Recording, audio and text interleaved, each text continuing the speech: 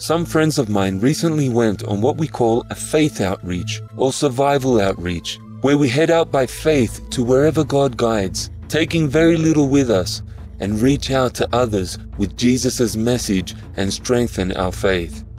Here is a reenactment of their journey. My name is James, and this is a reenactment of a 3-day faith outreach that I did in company with 3 other people here in Kenya. We were 2 Kenyan women and 2 male foreigners, that is, white guys. The women were Mercy and Joanne, and the other guy was John. We started by praying about what to bring with us.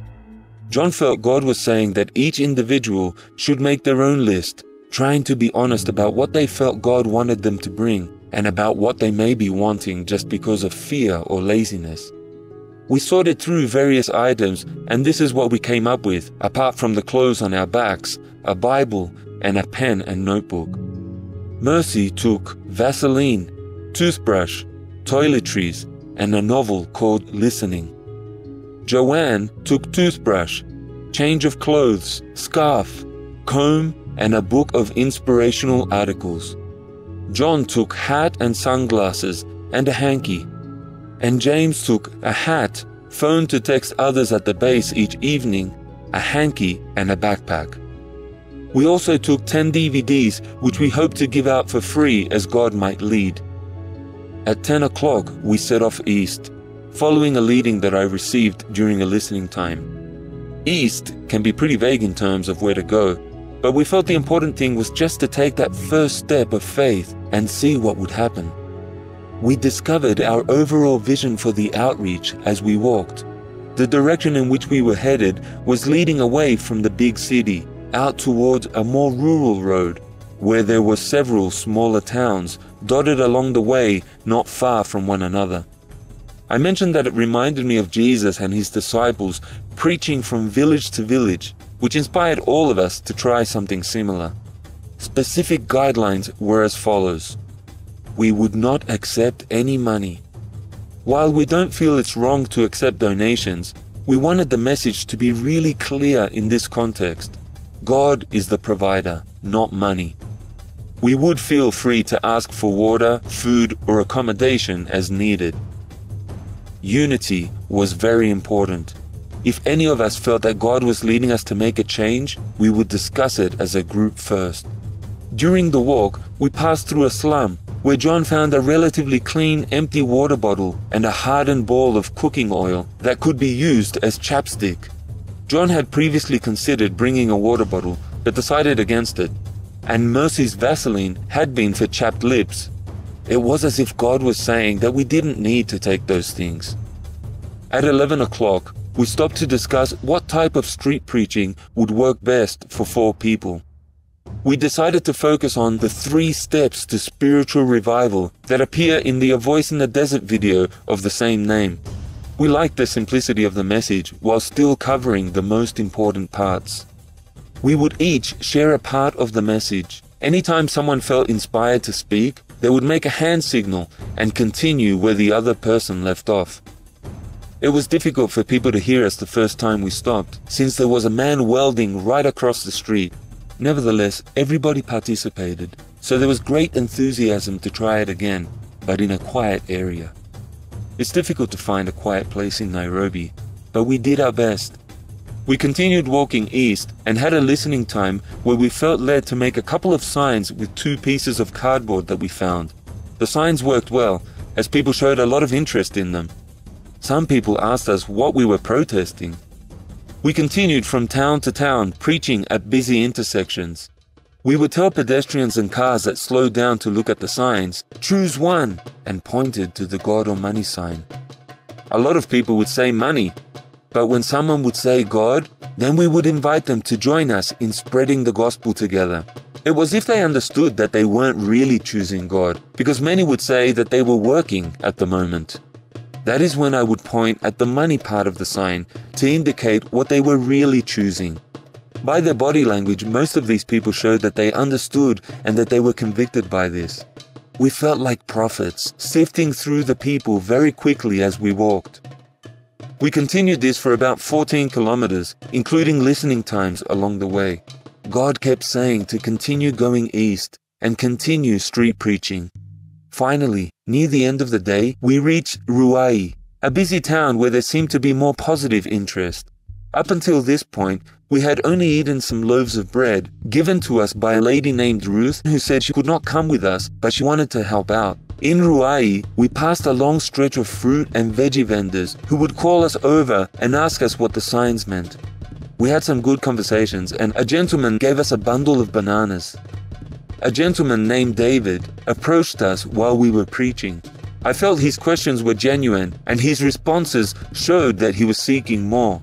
At one point he said, "I want to follow you guys one day." I questioned why he couldn't do it right now, and he realized that it was his kids that were stopping him from leaving everything.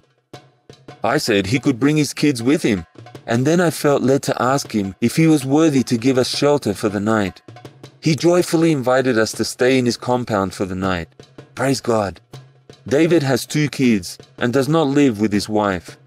The compound had 3 other houses, one for David's parents, Elizabeth and Moses, one for his older brother, Samuel, and his wife Beatrice and their 3 kids. One kid, called Favor, had suffered from pneumonia when she was only 9 months old, which had stunted her growth. She can't speak or walk, even though she is 3 years old. The last house was for a brother, I think, who wasn't around, so we never met him. David called all his family to his little shack to introduce us to them and to share what we were doing. They seemed to be a typical churchy family, but we later found out that some of them were seeking and thirsting after God in non-religious ways. The whole family welcomed us, and David cooked a wonderful big meal. David's mum cooked even more food, with more on the way. John and I had to say we couldn't eat any more because it was too much. They laughed at that.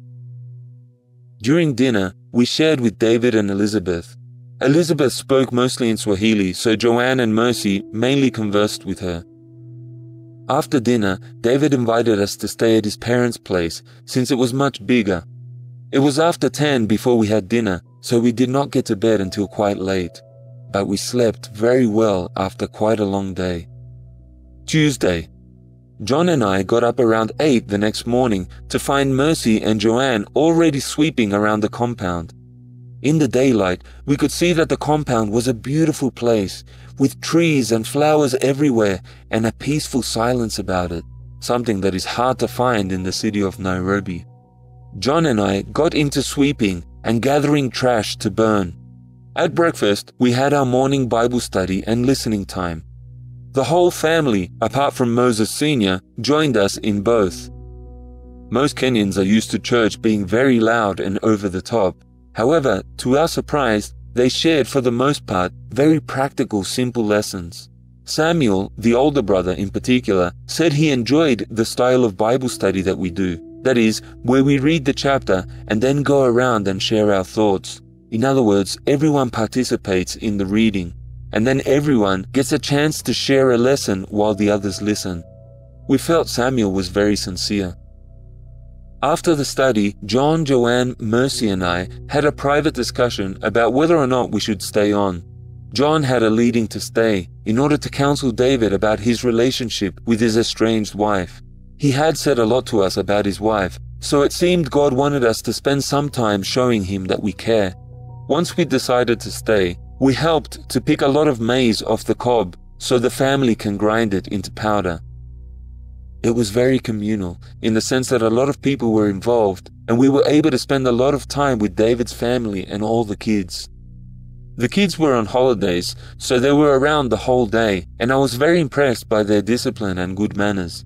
They helped us clean the yard, pick the maize, even participated in the group listening time during the morning Bible study. They were very quiet and even followed along during the study. After 3 hours peeling maize, John, Mercy, Joanne and I went away privately to discuss plans for the Bible study that evening and how best to counsel David. We had a listening time, but we did not get anything specific about counseling David, but I had a leading to do Matthew 12 for the Bible study. When we shared with David, he was very humble about accepting the counsel that we gave. Before dinner, we had the Bible study on Matthew 12. Good thoughts were shared by both David and Samuel. It seemed our presence was getting them slowly away from a religious way of thinking and back to Jesus and his teachings.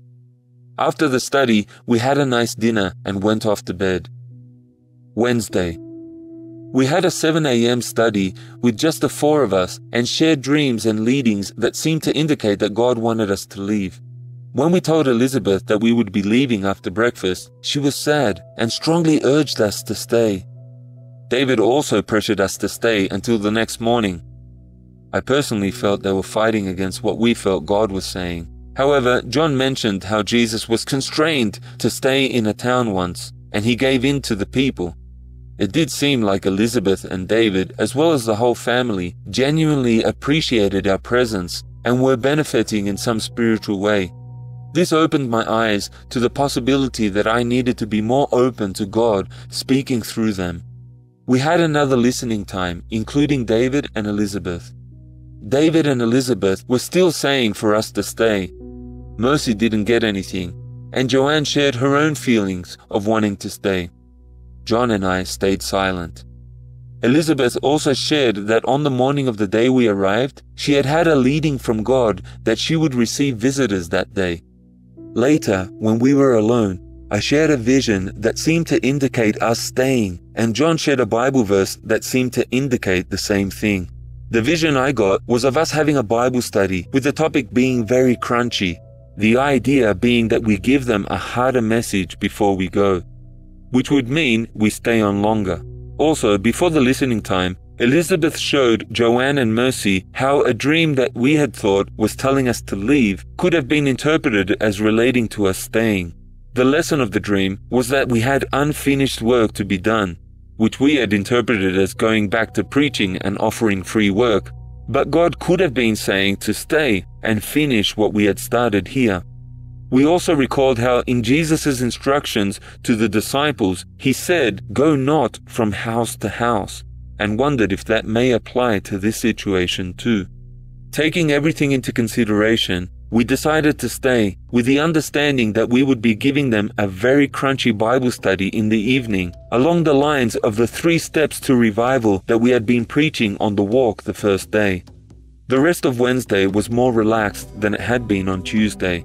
We did more sharing before lunch. Then, after another chat after lunch, John and I decided to have a nap due to Monday's journey still taking a toll on us, piled on top with the long nights and heaps of food we've eaten. After the nap, the 4 of us took a few hours to work out the Bible study in the evening, organizing who would share which points and what we would say.